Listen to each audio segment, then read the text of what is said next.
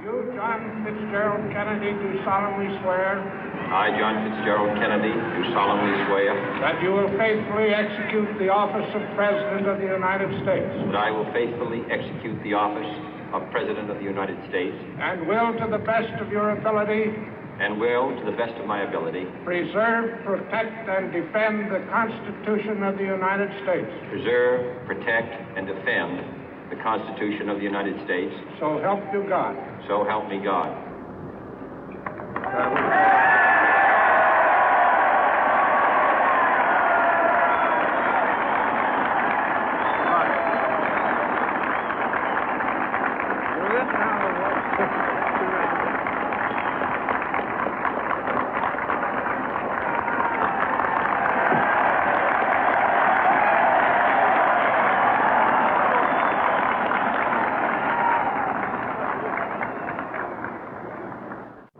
Vice President Johnson, Mr. Speaker, Mr. Chief Justice, President Eisenhower, Vice President Nixon, President Truman, Reverend clergy, fellow citizens.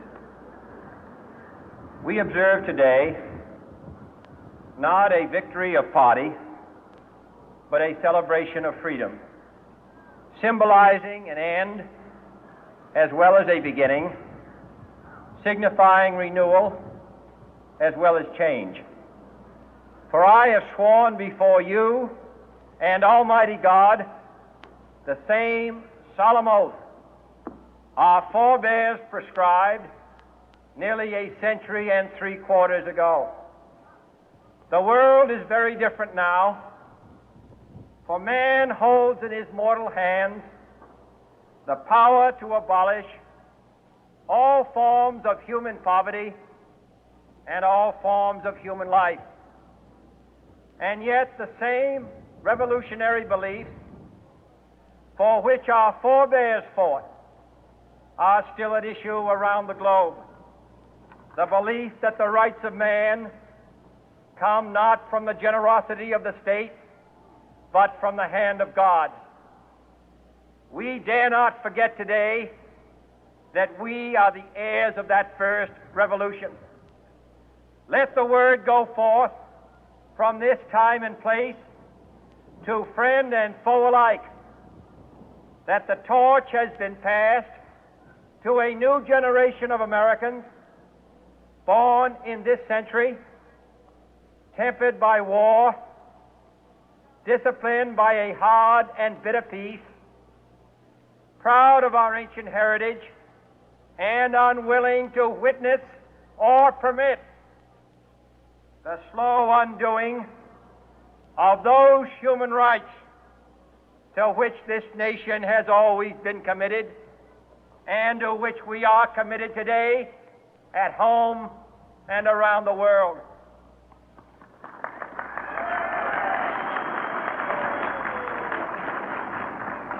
Let every nation know, whether it wishes us well or ill, that we shall pay any price, bear any burden, meet any hardship, support any friend, oppose any foe, to ensure the survival and the success of liberty. مش الكلب نفسه لا قلت له وادي الكلب خليه مش الكلب نفسه. This much we pledge and more. To those old allies whose cultural and spiritual origins we share, we pledge the loyalty of faithful friends. United, there is little we cannot do in a host of cooperative ventures. Divided, there is little we can do, for we dare not meet a powerful challenge at odds and split asunder. To those new states whom we welcome to the ranks of the free, we pledge our word that one form of colonial control shall not have passed away, merely to be replaced by a far more iron tyranny. We shall not always expect to find them supporting our view, but we shall always hope to find them strongly supporting their own freedom, and to remember that in the past, those who foolishly sought power by riding the back of the tiger ended up inside.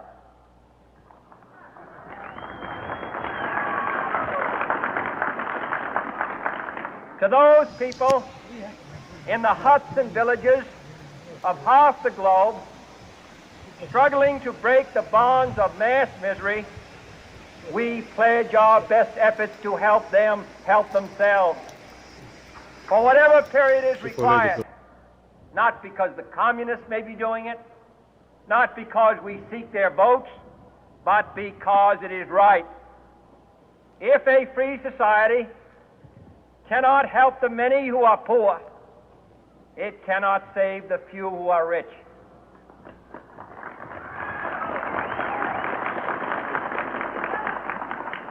To our sister republics south of our border, we offer a special pledge to convert our good words into good deeds, in a new alliance for progress, to assist free men and free governments in casting off the chains of poverty. But this peaceful revolution of hope cannot become the prey of hostile powers. Let all our neighbors know that we shall join with them to oppose aggression or subversion anywhere in the Americas. And let every other power know that this hemisphere intends to remain the master of its own house.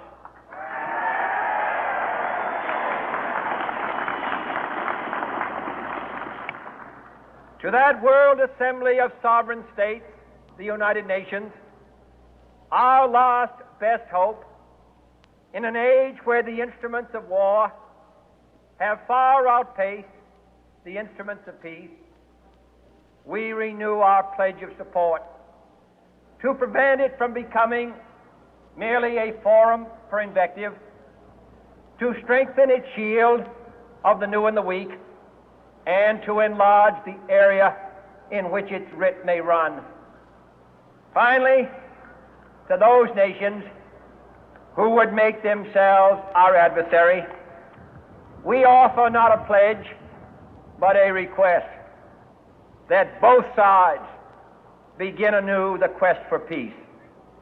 Before the dark powers of destruction, unleashed by science, engulf all humanity in planned or accidental self-destruction, we dare not tempt them with weakness, for only when our arms are sufficient beyond doubt can we be certain beyond doubt that they will never be employed.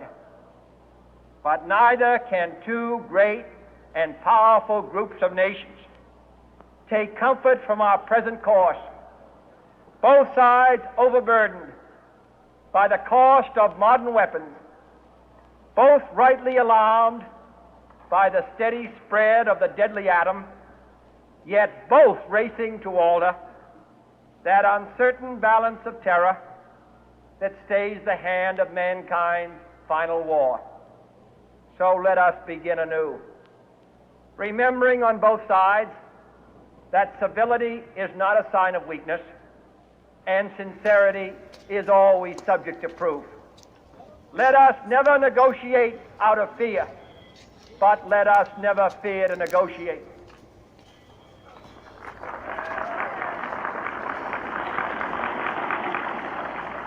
Let both sides explore what problems unite us, instead of belaboring those problems which divide us. Let both sides, for the first time, formulate serious and precise proposals for the inspection and control of arms, and bring the absolute power to destroy other nations under the absolute control of all nations.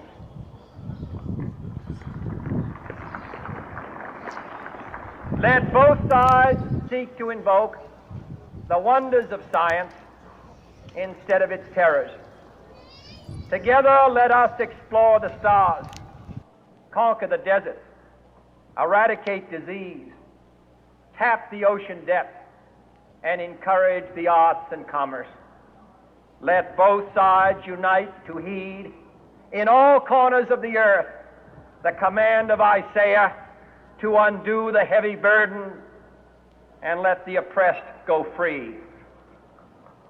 And if a beachhead of cooperation may push back the jungle of suspicion, let both sides join in creating a new endeavor, not a new balance of power, but a new world of law, where the strong are just and the weak secure and the peace preserved. All this will not be finished in the first 100 days, nor will it be finished in the first 1,000 days, nor in the life of this administration, nor even perhaps in our lifetime on this planet. But let us begin.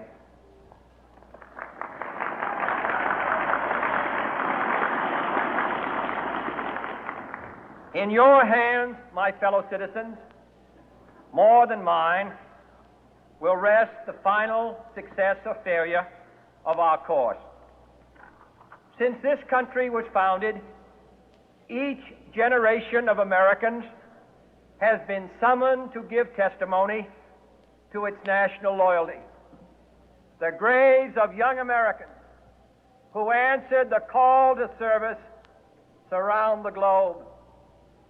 Now the trumpet summons us again, not as a call to bear arms, though arms we need, not as a call to battle, though in battle we are, but a call to bear the burden of a long twilight struggle, year in and year out, rejoicing in hope, patient in tribulation, a struggle against the common enemies of man, tyranny, poverty, disease, and war itself.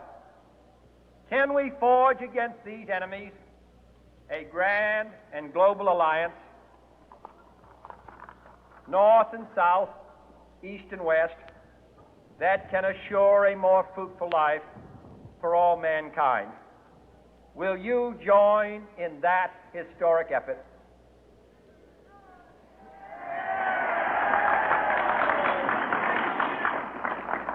In the long history of the world, only a few generations have been granted the role of defending freedom in its hour of maximum danger. I do not shrink from this responsibility. I welcome it.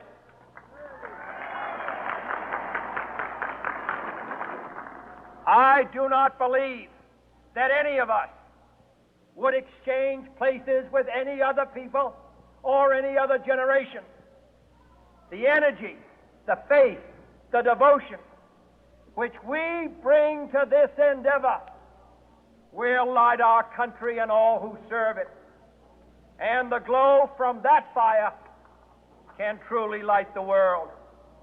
And so, my fellow Americans, ask not what your country can do for you, ask what you can do for your country.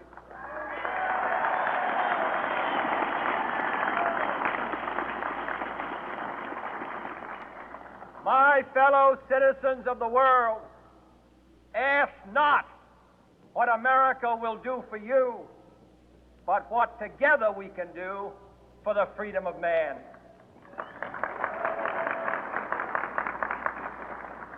Finally, whether you are citizens of America or citizens of the world, ask of us here the same high standards of strength and sacrifice which we ask of you.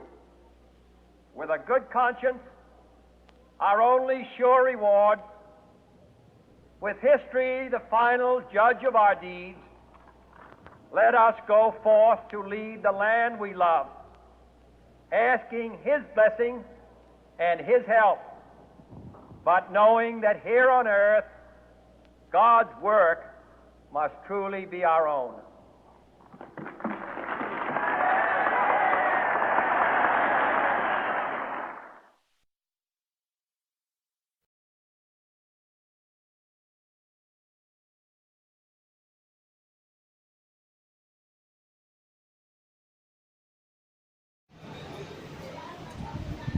هو